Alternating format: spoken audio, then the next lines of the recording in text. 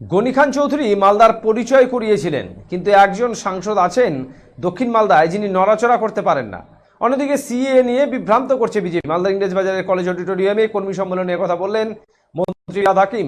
এদিন তিনি সম্মেলনে উপস্থিত ছিলেন দক্ষিণের প্রার্থী প্রসূন বন্দ্যোপাধ্যায়, মালদা উত্তরের প্রার্থী শাহনওয়াজ আলী রায়হান, জেলা তৃণমূল সভাপতি আব্দুল রহিম বক্সি সহ তৃণমূল কংগ্রেস কর্মী সমর্থকেরা।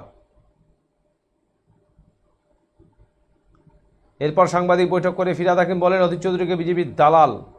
বিজেপি সুরে কথা বলছে কংগ্রেস, সিপিএম মমতা মনে প্রাণে চান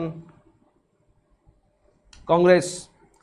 বিজেপি সুরে কথা বলছে কংগ্রেস, সিপিএম মমতা মনে প্রাণে চান শক্তিশালী হোক, কিন্তু এখানে যারা নেতৃত্বে আছেন তারা মমতাকে ব্যক্তিগত আক্রমণ করছেন।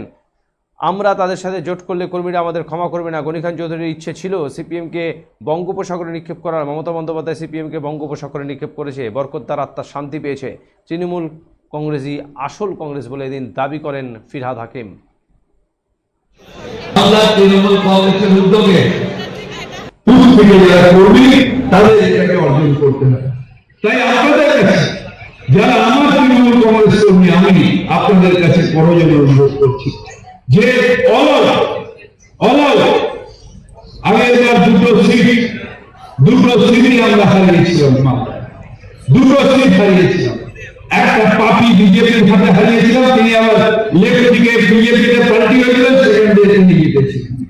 আর একটা সিট নড়ে না চলে না এমন একজন মানুষকে এখান দিয়ে করা হলো যে মালদার মানুষকে 5 বছর কোনো সার্ভিস যে ছিল। তখন ক্ষমতা হয়নি মোদী সরকারের আমাদের 100 দিনের টাকা আটকানো, তখন ক্ষমতা হয়নি মোদী সরকারের আমাদের আবাসনের টাকা আটকানো। আমাদের এখান থেকে সাড়ে 5 লক্ষ কোটি টাকার উপরে তুলে নিয়ে যাবে। আর আমাদের আখেরে যে স্কিমগুলোর টাকা, যেগুলো স্যাংশন করা টাকা, সেই টাকা দেবেন আজকে প্রায় 1,78,000 কোটি টাকা আটকে রেখে দিয়েছে বাংলার মানুষের। এই ক্ষমতা ছিল না যদি 34টা সাংসদ। ওদের 18টা সংসদ হয়ে ওরা লাফালাফি এমন করেছে যে বাংলার মানুষের অস্তিত্ব সংকট হয়ে গেছে। বাংলার মানুষকে মাথা তুলে সারা জীবন দাঁড়িয়েছে, কারোর সামনে মাথা নত করেনি। তাই বাংলার নিজের যে লড়াই সেটা লড়ে নেবে।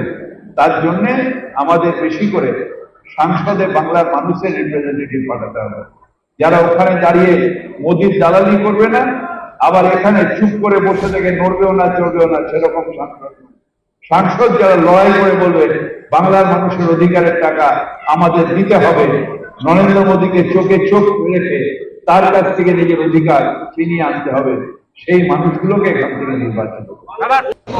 পবিত্র দিনে আপনারা সবাই উপস্থিত হয়েছে।